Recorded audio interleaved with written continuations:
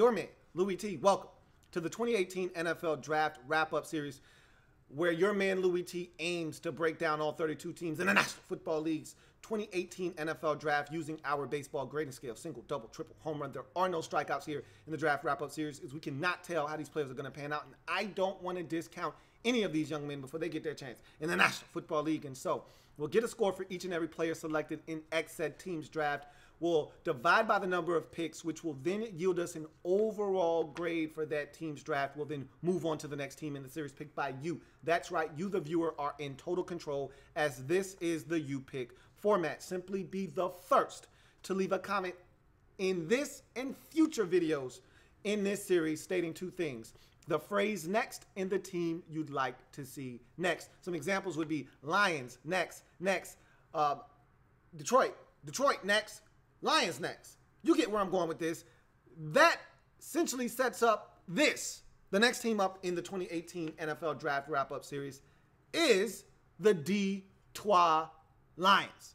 And I look at this draft, very compact, only 6 players, but to me, the best draft that GM Bob Quinn has put together since taking over as Detroit Lions general manager. And this has been quite the offseason for Bob Quinn, finally getting rid of Jim Caldwell. And you knew he was itching to do so when he took over this job. He gave Caldwell a chance.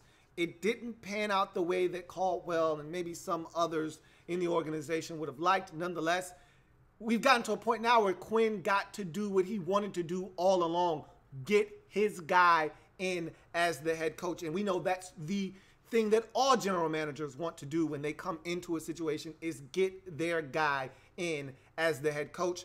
And him coming from New England, you felt like he was going to cherry pick one of those assistants away from New England. And he had his eye on Matt Patricia the entire time, had been courting him for the last 2 years, and finally got his man in Detroit. And so this is a really good draft to kind of go with the tide that has been going in Detroit this offseason of change and seeing things go a little bit differently. This is a Lions team that hasn't run the football all that impressively over the last 4 or 5 years. And not to say that they haven't tried to get a real back in there. We know about Javid Best. We remember how that situation and the concussions and how that went.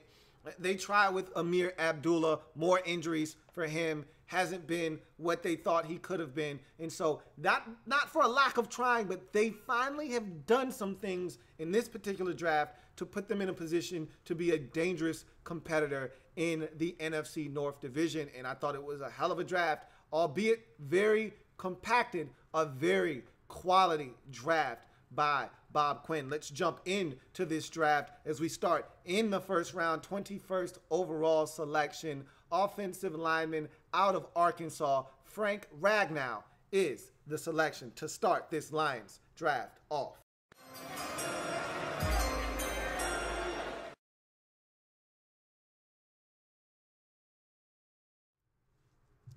And I may have misspoke when I said 21st. He was the 20th pick in the draft. Let me not shortchange my man Frank as he comes in. And I'd tell anyone that would listen, this is the best center in this draft class here. Hence, the first one off the board in the 2018 NFL Draft. Was it a little early for Frank? Maybe. But when you identify a guy as a cornerstone, and look, we talk left tackle all the time along the offensive line, and rightfully so. It's the most important position on the offensive line. But you want to know who's second? You could argue right tackle. I'd listen. But the brains of the operation up front belongs to the center. And to me, after you solidify left tackle, you better make sure your center position is squared away, or you're going to have a ton of problems. Ask the Atlanta Falcons how much better their offensive line got when they added a guy like Alex Mack into the interior of their offensive linemen in the pivot position. You've got to have a guy that you trust as the brains of the operation, setting line protections, making calls, and snapping the football. And oh, by the way, protecting your quarterback and opening up holes in the run game. And Frank Ragnow can do that as well as anyone in this draft at the center position. But he's not limited to center. There's a guy that can also play the guard position if need be in a pinch. Let's get into Frank Ragnow and talk about what he brings to the table as the 20th selection for the Detroit Lions. 6'5", 312 out of Arkansas, 33.5-inch vert, which goes to show you the athleticism that Frank Ragnow brings to the table. 9'7" broad to complement that 33.5-inch vert at 6'5", 312. Keep that in mind. 26 reps of 2 1/4. 33 starts in 42 games. 14 at right guard, 19 at center. So again, versatility is what you get here in Frank Ragnow. And not to be swept under the rug or to be dismissed, this guy was a team captain and a damn good one, a vocal one at Arkansas. It was a rough year in 2017 for the Razorbacks. Their coach ended up getting fired at the end of the season in Brett Bielema because things didn't go well for them.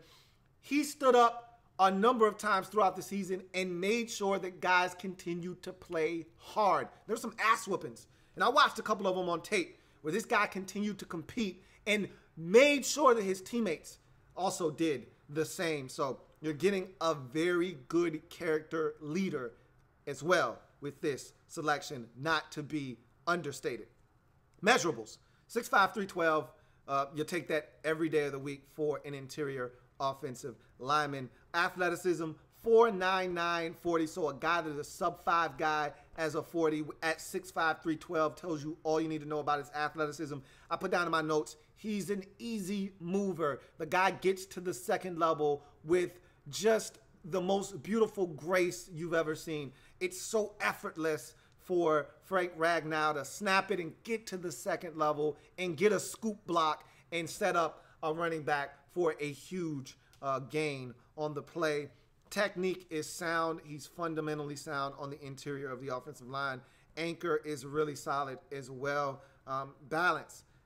His balance is really good.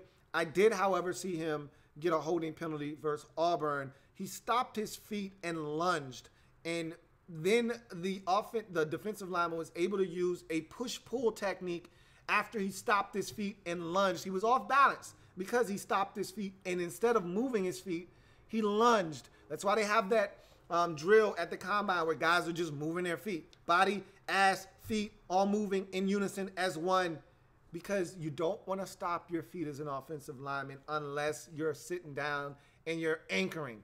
Well, with that balance on that particular play, he was off balance because he stopped, he lunged, and gave the defensive lineman an opportunity to go push-pull and was able to get him out of there. And he had to hold on to not give up a sack, and he got a penalty for his trouble. But he's really solid in that department as well. Redirect, really good mover, man. The guy can stop, change directions, does it effortlessly, as I mentioned. Him getting to the second level, his redirect is just as good when he's out in space. Toughness, tough guy. Talked about, he's one of those, he's just nasty, man. We'll talk about that with his finish, but he's tough as nails. Pass blocking ability, got down in my notes here. Seamlessly picks up a tight end, a TE game, okay? Against Bama. He was at guard in the Bama game. They needed him at guard, so he kicked inside the guard and started that game at guard. And they ran a TE game, picked it up like it was nothing. Passed off the defensive tackle to the tackle, and here comes the looping end around. He says, man, where you going? Stop. So made it look easy. Quick work of that. And then 3 plays later, however, fell asleep behind the wheel of a line shift and lets Daron Payne in for instant pressure on the quarterback. So this is at guard, mind you. I think he's best at center, but for as good as he can be, at times there are some lapses in concentration at guard. Less at center, but again, there is versatility there with Frank Ragnow. But to me, he's a first-round pick because of his run blocking ability. This guy is a savage, an absolute savage in the run game, dumping guys on their skull, pancaking guys all over the place, extra syrup on top. He's just as physical as he wants to be. And he's not one of these nice guys that's just looking to do his job and hey, we're going to play patty cake here. You stay in front of me, I stay in front of you, the type of thing, you know, buddy-buddy relationship. No, he's looking to put somebody's dick in the dirt. He's looking to scoop a guy, drop him on his skull, and then fall and put his 312-pound frame on top of him, and then put a little syrup on top when he's done. He's looking to take a guy, drive him into the turf, and then smear his helmet into some of those little black pellets and have his face covered in black pellets. He's a nasty road grader in the run game, and I think that's what the Lions are looking for. They're looking for a change in identity up front. They're looking for physical guys that move men against their will. Frank Ragnow is one of those guys in this particular draft. I just talked about his finish and his nasty disposition. He finishes blocks. He doesn't allow guys to disengage and stack and shed him. He's a nasty, nasty boy in the trenches. Awareness. I put down in my notes, gets two on a delayed A-gap blitz versus South Carolina. They tried to dupe him with a guy kind of stunting away from the A-gap to take Frank Ragnow away from the A-gap. He not only picks him up, but then drifts back over to the center position and picks up the late delayed blitzer. So it was a really creative blitz trying to take him away from his center post, and he still was able to come back and get a piece of that last delayed blitzer. So I think he's a lot better as a center than he is a guard. But again, you still get good value at guard with Ragnow there as well. Spatial awareness, just talked about him as a guy that is really solid out in space.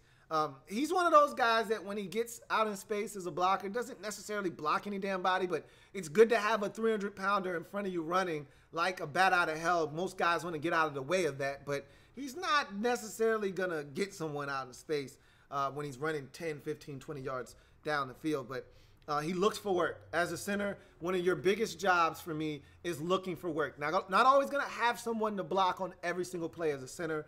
So I need head on a swivel, and Frank Ragnow does this as good as anyone I've seen in this draft of, hey, let me make sure nobody's coming on either side, head on a swivel at all times. Let me go help the guard, okay? He makes sure no one's coming on both sides multiple times and then picks a side and then devours someone with a double team. Love it. Want more of it. Snap to set is quick, and not only is it quick, it allows him to get to the second level with ease. Double teams, he's exceptional on the double team, pulling, gets out on a tight end screen versus Texas A&M and destroys a defender. So this is a guy that will get out in space, and when it's close to the line of scrimmage, he will devour guys. The further away he gets from the line of scrimmage, the less effective he is as a blocker when out in space and running full speed. But nonetheless, this guy is just an animal when it comes to blocking guys. He gets his hands on people, and he's looking to absolutely deposit them into the ground. Availability, here's a guy that started 33 games out of 42 in his career at Arkansas. And so he's a guy that's been available for the majority of his career at Arkansas. Not any, as a matter of fact, cons to report here. It's a really solid pick. Again, it's a little early for my taste for a center, but you do what you got to do when you got to do it. Lions felt the need to grab Frank Ragnow, and I don't have a problem with it. In the first round, 20th overall selection, Arkansas interior offensive lineman Frank Ragnow, for me, is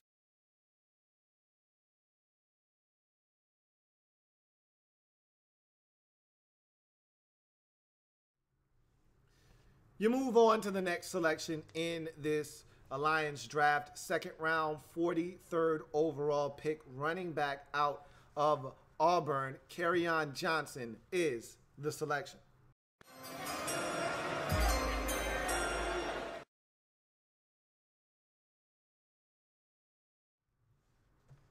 Not going to break down Kerryon Johnson here, as I've already done so on the 2018 Draft Prospects 101 series. So if you're looking for a thorough breakdown of Kerryon Johnson and what he brings to the table, check out my Draft Prospects 101 breakdown on the Louie Tee Network. Just go to the playlist section and click on 2018 Draft Prospects 101 series, and you'll find Kerryon Johnson's full breakdown there. But I will tell you this, if you've been watching me for any amount of time, if you watch me throughout the process, during the draft.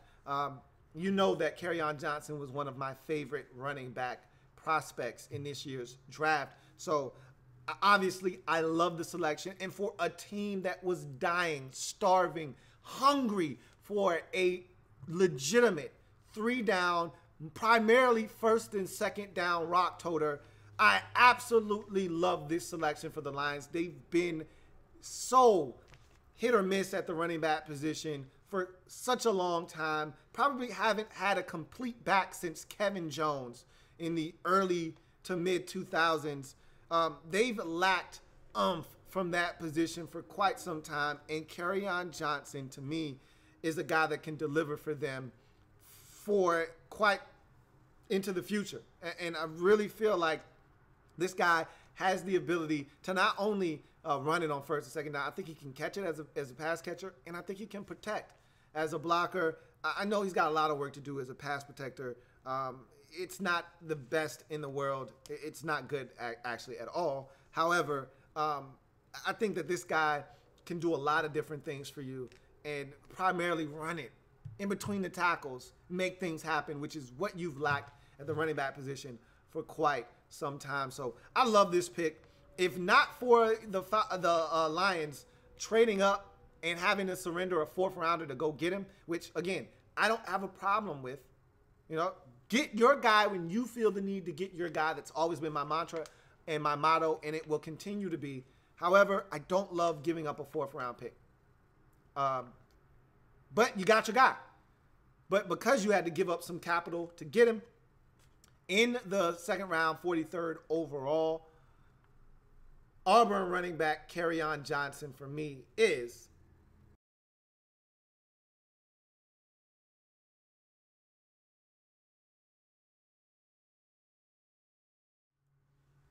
as we continue to mosey on through this Lions draft, we go to the 3rd round, 82nd pick overall, safety or defensive back out of Louisiana Lafayette. Tracy Walker is the selection.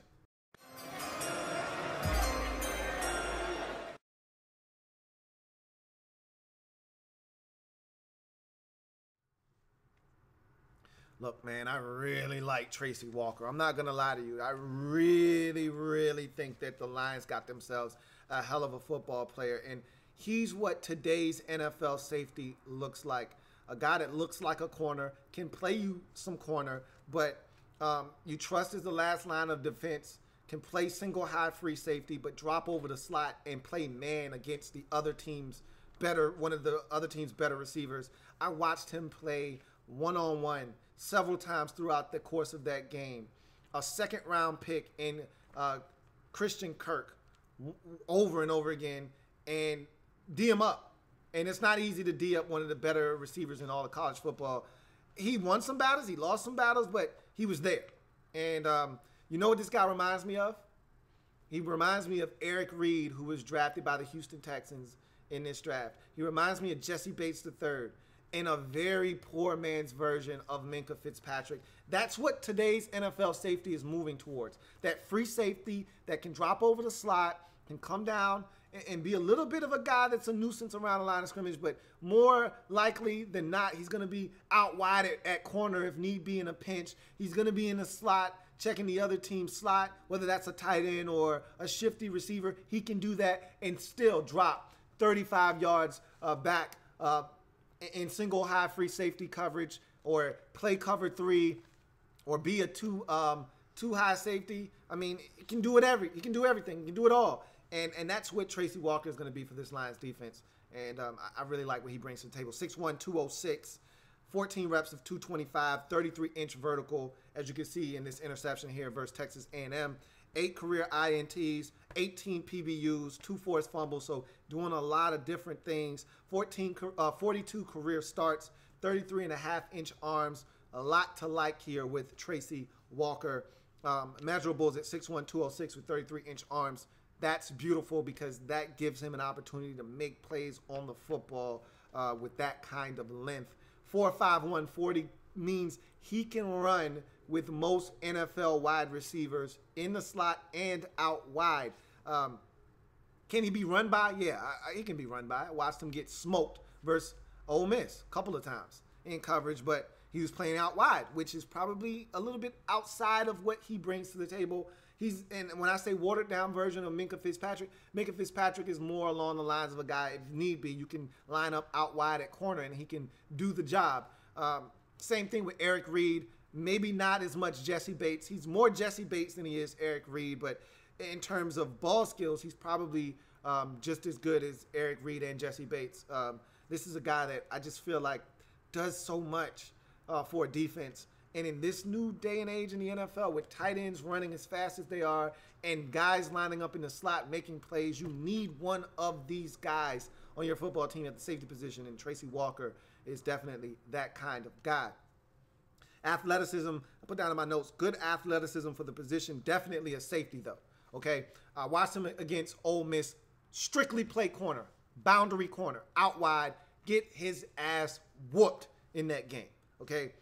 You don't want him, and he played off, had no confidence in his ability to stay with guys, and nor should he have after getting smoked on like the third play of the game for about a 55-yard touchdown pass. And he wasn't even in the picture on that one. All right, he got his ass whooped on a straight go ball. So he's a slot guy.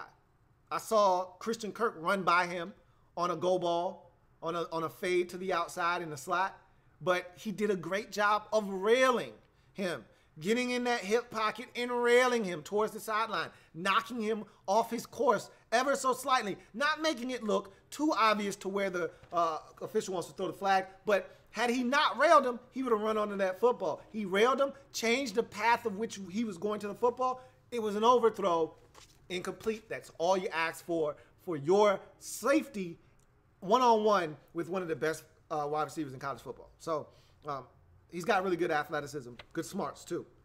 Acceleration, not game-changing acceleration, but good enough for what you're going to ask Tracy Walker to do. Change of direction and agility. He's got exceptional change of direction and agility, anticipation and awareness. This was my favorite play. This is the play you see here on the artwork behind me. Really good instincts, falls underneath a comeback route.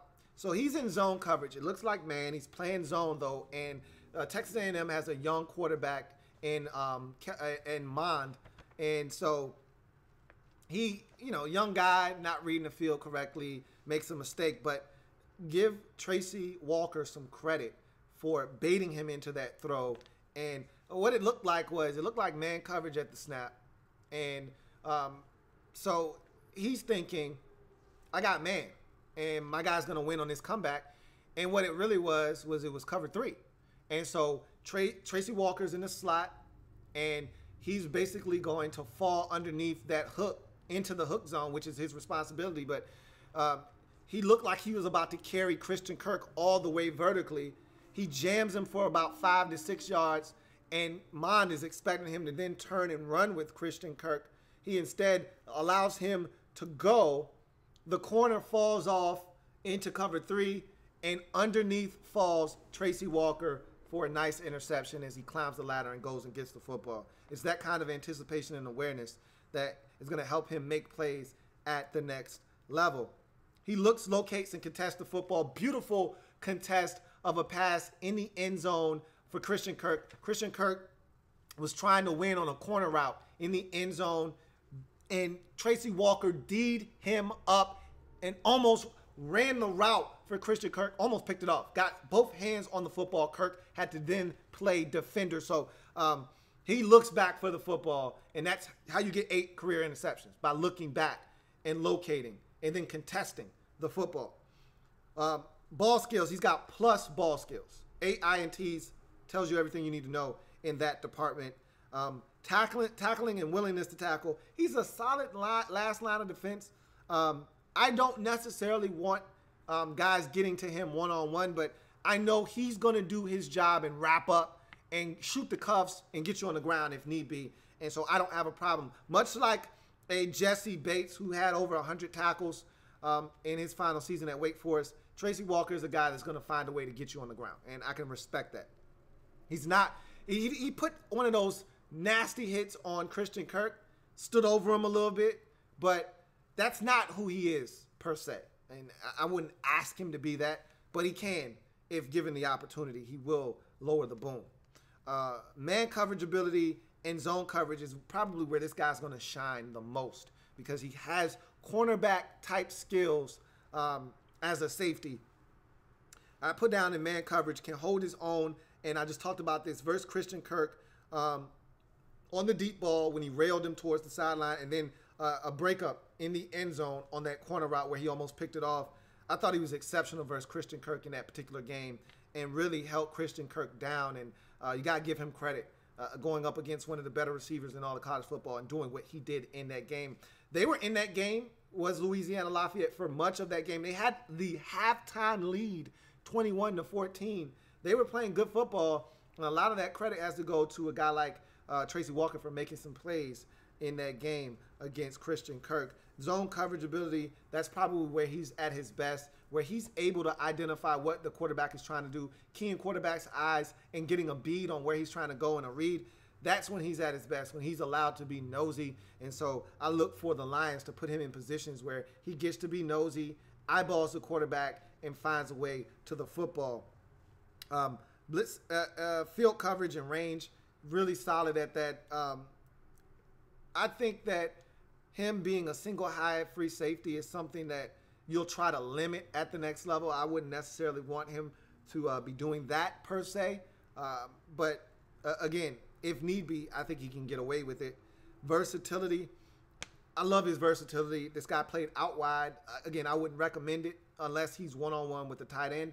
But to put him against a receiver out there, I wouldn't recommend it, but he can. I've watched him do it.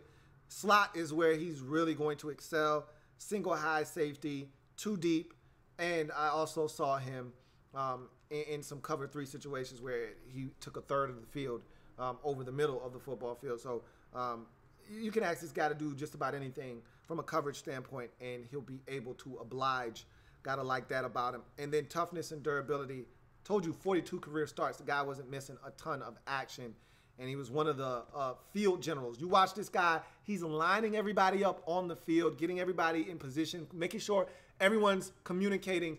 Everyone knows the coverage. Everyone knows the call. That was Tracy Walker out on the football field. So I respect that as well. The only con that I have in my notes is his blitzing capabilities.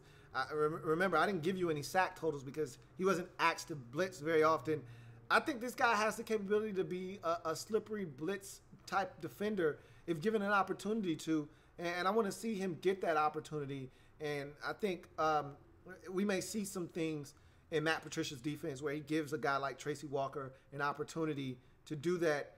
In New England, you didn't see the safeties blitz all that often. If it was more of the strong safety in Patrick Chung than it was the free safety in McCourty. So I expect Walker to not get a lot of opportunities to blitz either in Detroit. But again, we will see. Nonetheless, really like this guy. I love what he brings to the table. I think this is a great addition to this Lions secondary. And I think he's so multifaceted. I think that this is a chess piece. And you go get a guy like this because in New England, there was a level of comfort with what McCourty did for that Patriots defense. And I think that Matt Patricia wants that level of comfort at the safety position, and he's going to get that here in a guy in Tracy Walker. 3rd round, 82nd pick overall, Louisiana Lafayette defensive back Tracy Walker, for me, is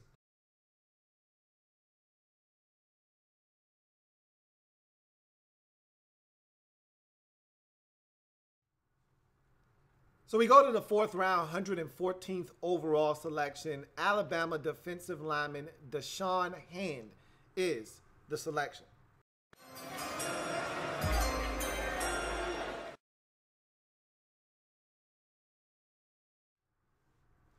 So here's a guy that had a really, really disappointing collegiate career, to say the least. Now, you get drafted in the 4th round off the strength of you playing at Alabama 1.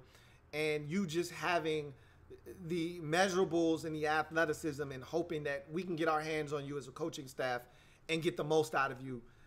This guy looks the part. This guy has everything you're looking for in terms of measurables and attributes. 6'4", 297. 34-inch arms, 28 reps of 2 1/4, 31.5-inch vert at basically 300 pounds, 4.83 40. Everything. This guy's tripping and oozing with everything you're looking for. And this guy came out of high school as the #1 recruit in the nation over guys like Myles Garrett, Deshaun Watson, and Leonard Fournette, okay? That's the type of talent that this guy had coming out of high school. But his college career didn't go the way that people thought it was going to go. And he's one of those guys where you look at like, damn, homie, in high school you was the man, homie. The up happened to you. 10 sacks in his career in 4 years, 15.5 tackles for loss, and 1 forced fumble.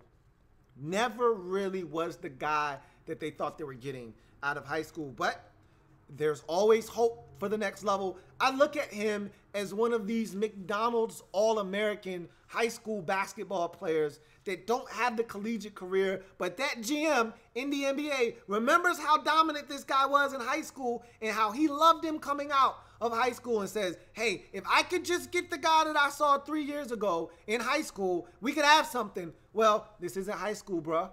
And we're going to see if Deshaun Hand can get what everyone thought he was going to provide at Alabama.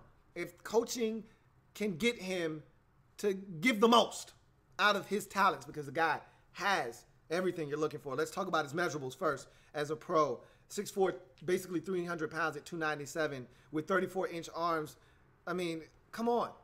That's what you want as an interior defensive lineman. This guy played all up and down the defensive line as a 5 tech, as a 4 tech, as a 3 tech for Alabama. He was everywhere. Athleticism, 4'8" at 300 pounds. Are you kidding me? Guy's an athletic freak. He can move. So he's got everything you're looking for. It's all about getting the most out of this guy at the next level. We're going to see if the Lions can do that. Hand usage. Look, one of his few sacks that he had in 2017 came off of a pole vault, or I call it the long arm of the law, where you stick your arm out and you keep a guy at bay with just one arm because one is longer than two. So he did it versus Clemson in the playoff game for a sack versus a tight end. So at least you can't, he's not a bitch, okay? You can't block him with a tight end and just think that a tight end is going to hold his own against this guy. And I was glad to see him let them know, look, you can't treat me like a little bitch. Don't sun me by putting a tight end in front of me or I'm going to make you pay. And he did with the sack. You got to respect this man for what he's worth. And that was a beautiful move, but he's not getting away with that against a tackle. Or at least I didn't see him doing that to tackles for the most part. Awareness, it's solid. It's not great. It's not going to wow you, but he played at Alabama. So you're playing with a bunch of studs around you. You're not asked to do much but your job. Point of attack, physicality, he's solid at the point of attack. That's one thing that he does do well, is hold his ground in the run game.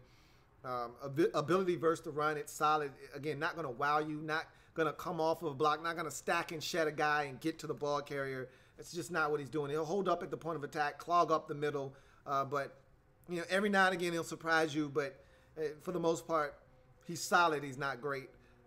Tackling ability, it's solid. He gets off of a block or he's unblocked. He's a free hitter. He'll get to the ball carrier and get him on the ground. Motor is solid. Endurance is solid as well. And as we get to his cons, pass rushing ability, I didn't see it. It was non-existent. His sacks come off of second and third efforts where guys are able to fluster the quarterback. Quarterback's no longer looking to throw the football, but looking to just survive a play. Here comes Deshaun Hand cleaning up a mess that other teammates have created, and he's able to be the beneficiary of it. Or, like I said, blocked by a tight end, he whoops the ass of a tight end and gets to the quarterback. That's how he wins. He doesn't win off of beating a guy with pure athleticism or spin or swim or anything of the sort. So we'll see if he's able to develop some type of move at the next level that he could go to try to win and use that athleticism and length that he possesses. But right now, it's just not in his arsenal. He has a minimal impact on the game. You know, at Alabama, he was able to blend in because there's so many talented athletes on defense that he was able to get by just doing his job. At the next level, if he wants to excel, he's going to have to do more than just his job. He's going to have to kind of go outside of himself and be better. And I don't know if he's capable of that. I don't know if he's anything more than a rotational depth defensive lineman. His talents suggest that he is. The production and what I saw on tape suggests that he isn't. What's going to be factual at the next level will be up to him and the coaching staff to get the most out of Deshaun Hand. But right now in the 4th round, 114th overall selection, defensive lineman out of Alabama, Deshaun Hand, for me, is simply just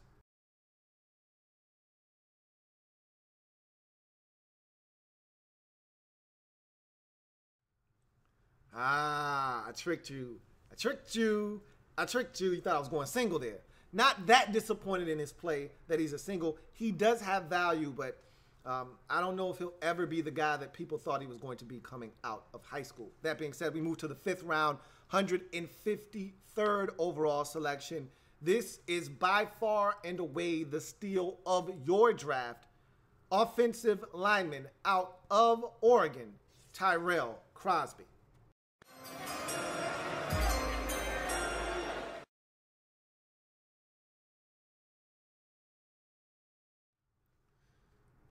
So after watching Tyrell Crosby's tape, I asked myself over and over again, why was this guy still available in the 5th round?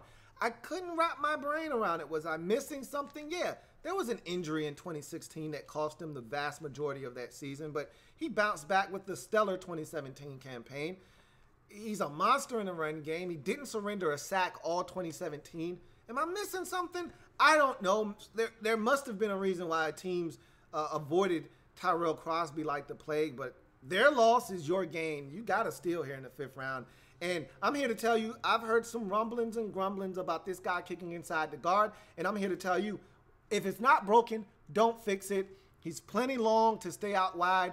I don't see why you kick him inside if you don't have to. You can use him as a swing tackle if you don't need him right now. I think you're set at tackle right now with your 2 guys in place. But if you ever needed to have a guy step in and potentially be a tackle for you, Tyrell Crosby's the perfect guy. And maybe if you needed to in a pinch, needed a guy to kick inside because of how dominant he is in the run game, you can move him inside the guard. But for me, I'd keep him at tackle. He's too talented to waste kicking inside the guard. But that being said, 6'5", 309 out of Oregon, 35-inch arms. The guy is long as hell.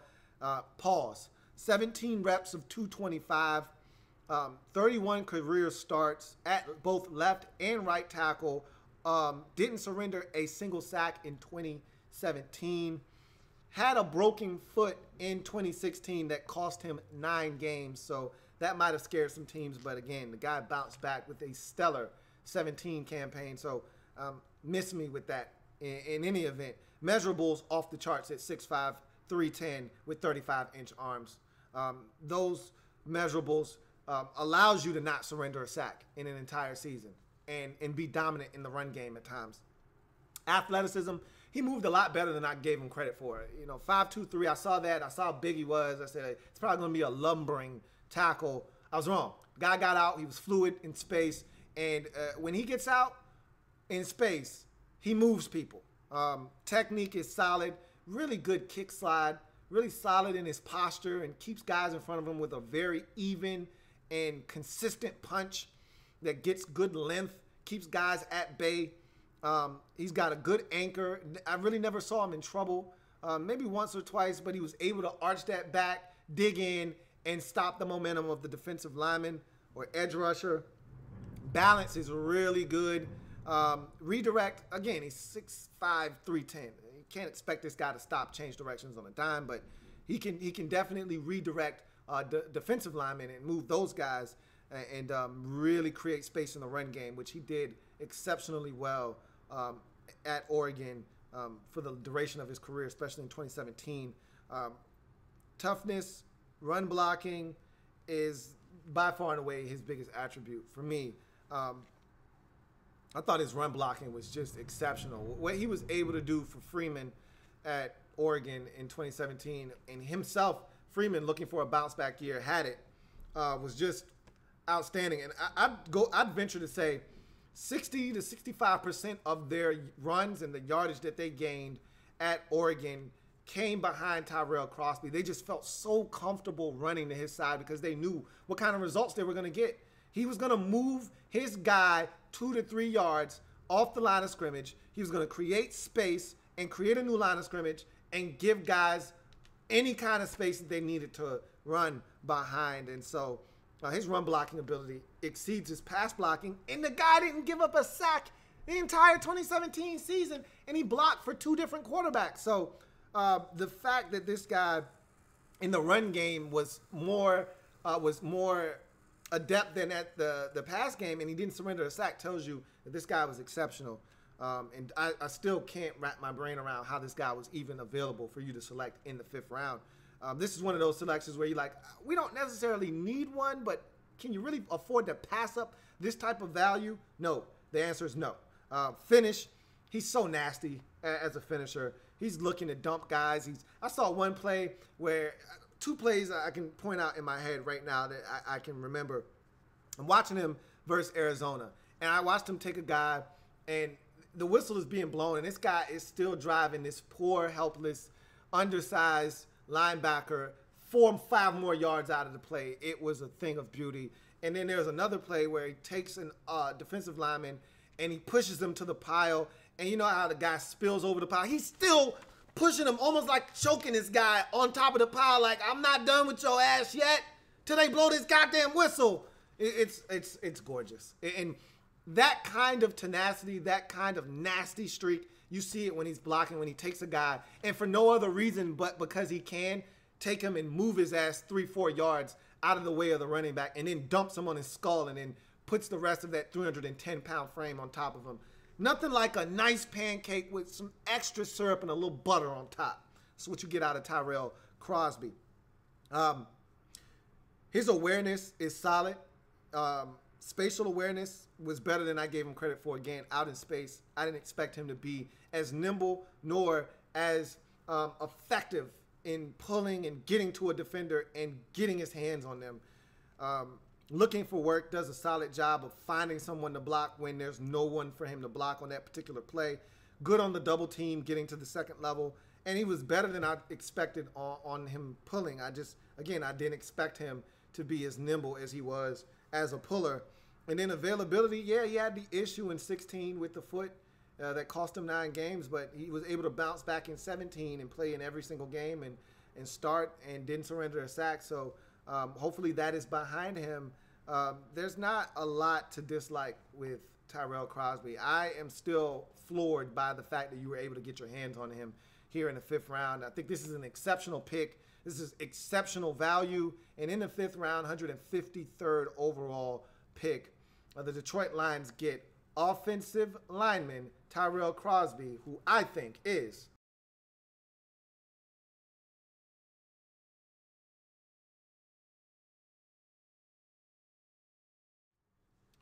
And finally, to wrap up this Lions draft, we go to the 7th round, 237th overall, to a fullback, from one road grader to another road grader, this time in the form of fullback out of San Diego State, Nick Bawden.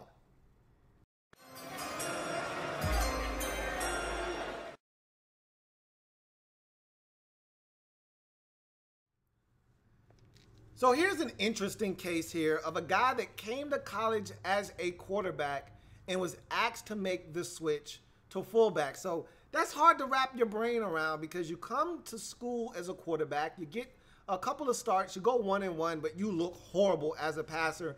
So much so that the team says, let's find something else for this guy to do. I know, let's make him a fullback. Not necessarily the first positional switch you're thinking when you say, hey, let's move our quarterback to fill in the blank. Normally it's some kind of skill position like receiver or corner or something like that. They're like, nah, let's make Nick a fullback. Let's ask him to gain 30 pounds and be physical as a blocker. Not necessarily what you're thinking, but that's what they asked Nick Bawden to do. He bought in, and here we are. A few years later, guy's a pick, and a guy that I think not only can make this team, if you're going to use a fullback, this is the kind of guy you want to use. 6'2", 245, 33-inch vert, so you see a little bit of the quickness there. Ex-quarterback, as I mentioned. Paved the way. This is probably the best stat you could have as a fullback. Paved the way for 2 straight 2,000-yard rushers at San Diego. Obviously, one being Donnell Pumphrey, who set the career record for most yards rushing in a career in college football in FBS. And then follow that up with a encore with Rashad Penny going over the 2,000-yard mark in 2017. And a lot of that had to do to Nick Bawden. A lot of credit must be given to him and what he did for those guys as a lead blocker. 30 career catches and a touchdown while at San Diego State. So you look at his measurables at 6'2", 245. That's great size for a fullback there. Enough girth and athleticism to get in front of a guy, not have him running up your back and create space. And when he makes contact, he creates space in the run game. 4.72 speed is good for a guy his size. Catching the football out of space, he can make things happen once he gets the football in his hands. Solid agility, toughness and durability. Again, 2 straight 1,000-yard rushers. Shows you a little bit of the toughness and durability this guy brings to the table. Good receiver catching the football out of the backfield. I think he's one of those guys you can sneak out into space. But you can also say, hey, man, go run this option route and get out to the into the route, and we'll get it to you and see if you can't make a little something happen. You know, the Lions always got a cool white dude in the backfield that can do something with the rock. And I think Nick Bawden is another one of those guys you could add into the mix.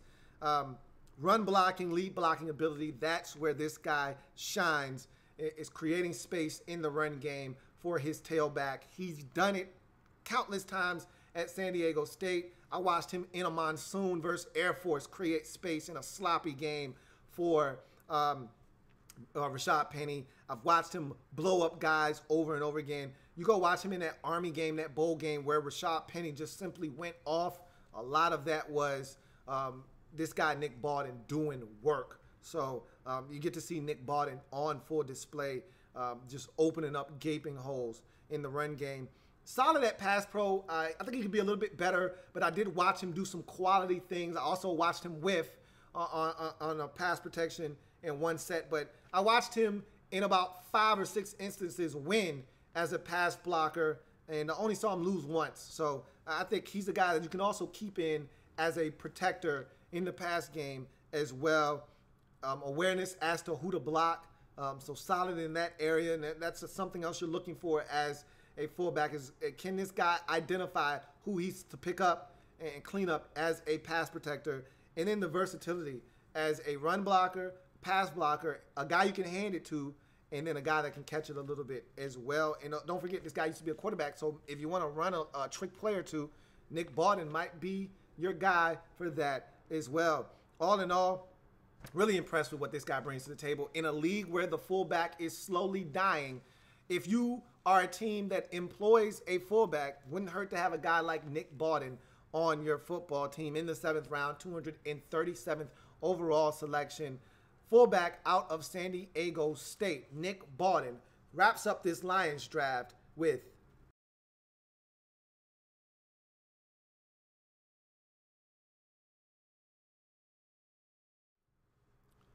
So as I said at the top of this breakdown, I thought this was a quality draft by Bob Quinn. Really impressed with the selections, the amount of value, like a guy like Tyrell Crosby in the 5th. Are you kidding me? It's exceptional value. I love Tracy Walker in the 3rd. I'm a Kerryon Johnson fan in the 2nd. And I think you got the best center in the draft in Frank Ragnow. I thought it was a quality draft. And hey, don't sleep on Nick Bawden as a 7th round selection making this roster either. If this team is going to use a fullback, they got a guy, and they used a fullback in New England. I think they're going to use one in Detroit.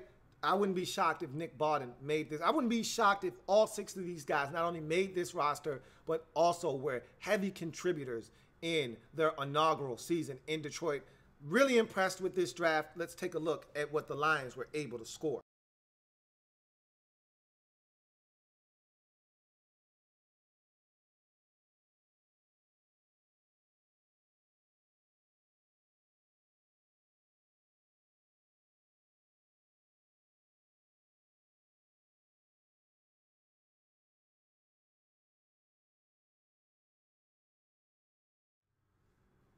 So that's it for the Detroit Lions 2018 NFL Draft wrap-up. Plenty more of those to come, so stay tuned to the Louie Tee Network and subscribe if you haven't already done so. If you're looking for a full breakdown of this Lions draft and all the scores for each and individual player, go to the website louieteenetwork.net for all of the scores from these players in this Lions draft.